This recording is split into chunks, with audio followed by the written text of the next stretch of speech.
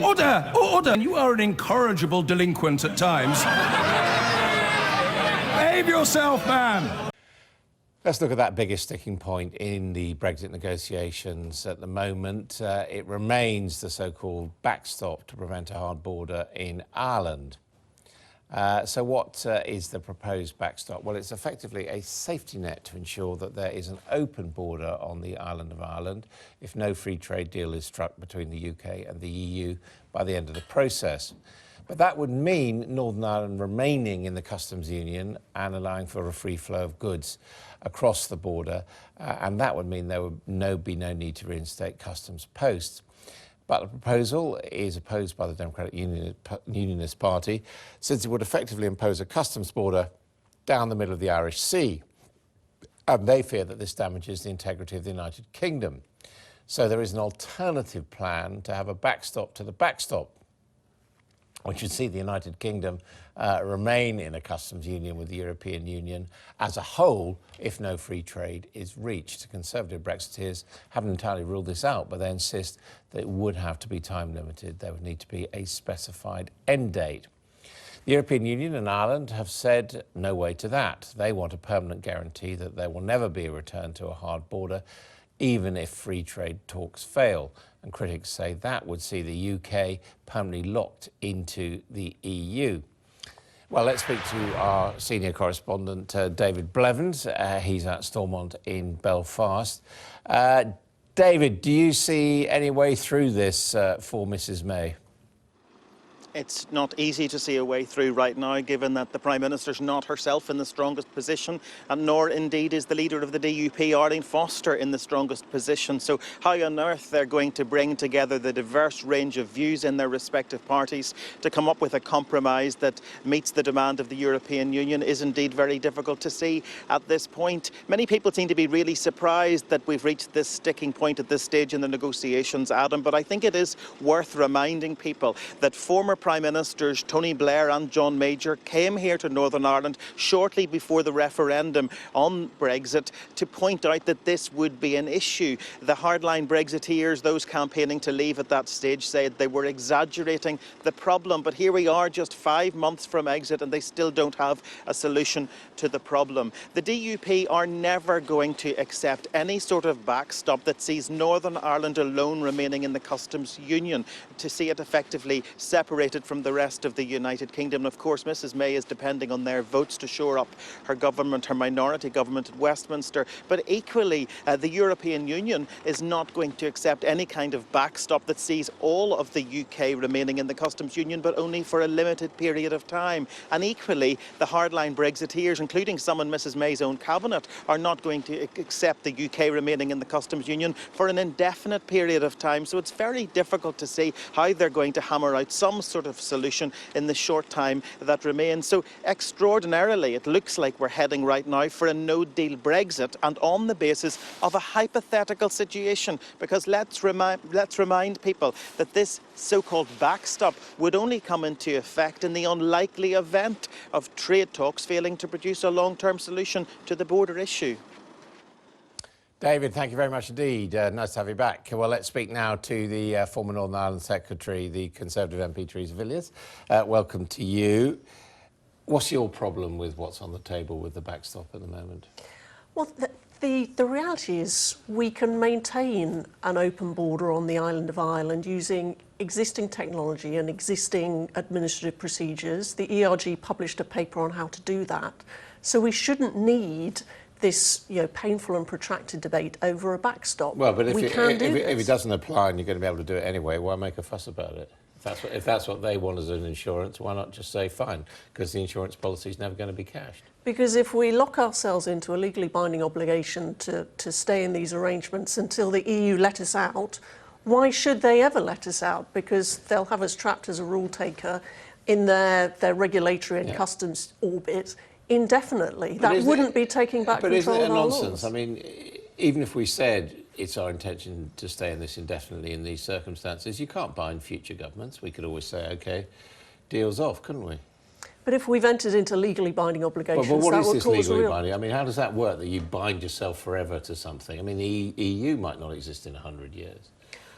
It is, I think it would be highly dangerous to our negotiating position with the European Union in terms of our future trading relationship if, if failure to reach an agreement meant that we were locked into an arrangement which suited and this them. Is worth, why should they ever negotiate? And this point is worth no deal, crashing out, the economic shock of that, is it? Well, there are two problems here. It's not just the dispute over the so-called backstop. It's also the substance of Theresa May's plan on our future economic relationship. The Chequers plan doesn't enable us to take back our laws, our money and our borders. So the Prime Minister has two difficulties. Both of those need to be resolved. No, but can you honestly turn around to your constituents and say you'd be better off with no deal crashing out? Because that's really what's going to happen, isn't it? If there aren't future negotiations with the EU, if there's nothing on the table, we're going to be out and there are going to be severe economic consequences on the 30th of March. Well, not necessarily, actually, because Donald Tusk himself put a so-called Canada Plus offer on the table. Now, he was saying that was for Great Britain only. So the issue the Prime Minister needs to address is the Irish border, and that's why I and my colleagues have put forward plans to make it work. You just heard Olaf Henkel talking about the consequences for German industry, German investors in this country, and for British industry. I mean, it wouldn't just be a question of doing deals with the rest of the world. It would actually be a question of stuffing up the existing trade and industrial relationship we have with our European partners. And I think there is genuine concern in the rest of the EU. There is finally a recognition that absolutely it's in the interest of both sides to reach a sensible trading agreement. Yeah. I think the best possibility of getting one through... But you're the one who's obstructing those attempts, because you are saying, because of Northern Ireland, because you don't like Chequers, basically the deal's off. That's the...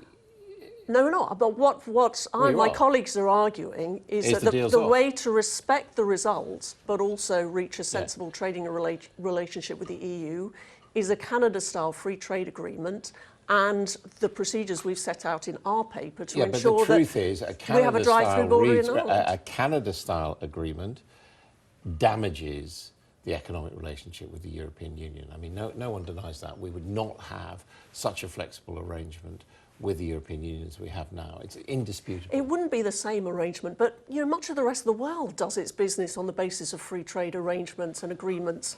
Yeah. Just because it interposes effectively customs checks between us doesn't mean that we won't be doing billions of pounds worth of business with the EU. Yeah, but it might mean, queues on the motorways of lorries waiting to get through checks, the end of just-in-time manufacturing. I mean, Canada doesn't have a Canada-style deal with the United States because that's its neighbour and it needs a more flexible arrangement. But in terms of this just-in-time question, I mean, for example, in the car industry, substantial numbers of their components already come from outside of the EU, so they manage customs forms, etc. for that, but so it is possible to have that is relying on flexible access for the greater part of their cars, which actually comes from within the European Union. But there are examples all around the world, including the car manufacturers here and the parts they use from third countries, which demonstrates... I mean, you know better than all the car manufacturers, because they are saying this is a very big problem for us. We're already seeing car manufacturers move production out of this country. I mean, that is what Canada means. It doesn't mean that. A Canada Plus arrangement means that we will continue to do billions of pounds. I mean, the people running the factories say it does. We need to implement the result of the referendum, and the best way to do that, and the best way to take back control of our laws, our money and our borders, and maintain the referendum did not dictate the trade relationship, the future trade relationship between the EU and the UK. It simply wasn't on the ballot paper. But an arrangement which locks us into But it wasn't, EU was it? rules. It wasn't on the ballot paper. You admit that? People voted to leave the European Union. That means leaving the single market and leaving the customs union. The moment you say that means, you're saying that 17.4 million people who voted agree with you, and that's just not the case. They might agree with you, but you can't guarantee that they did. But taking back control of our laws, our money and our borders does mean leaving the customs union and leaving the single market. If we don't do that, we're not respecting the result of the referendum. And that means people voted to do the British economy economic damage. That's what you're saying. The British economy can thrive outside the European Union. There will be I'm not significant talking about theory, opportunities. I'm talking about practice. Right now... Well, remember that the Remain campaign... I've just been talking off the record to a cabinet minister who supports your cause, but he says that if there was no deal, there'd be a recession in the UK. Well, that's exactly what they said would happen as soon as So the vote to leave took place. You think he or she is wrong, who was saying that? Well, you don't think there'll be a recession? The realities of the economic cycle mean that ultimately, at some stage in the future, of course, there'll be a downturn. But I don't believe that it would have nothing to do with Brexit, of course. I don't believe that we will see the kind of economic damage that those on the Remain side are predicting. And you think it's worth gambling on what you think? We need to continue to strive for an agreement with the European Union which maximises the opportunities for trade between us, but also respects the result of the referendum. OK, thank you very much indeed.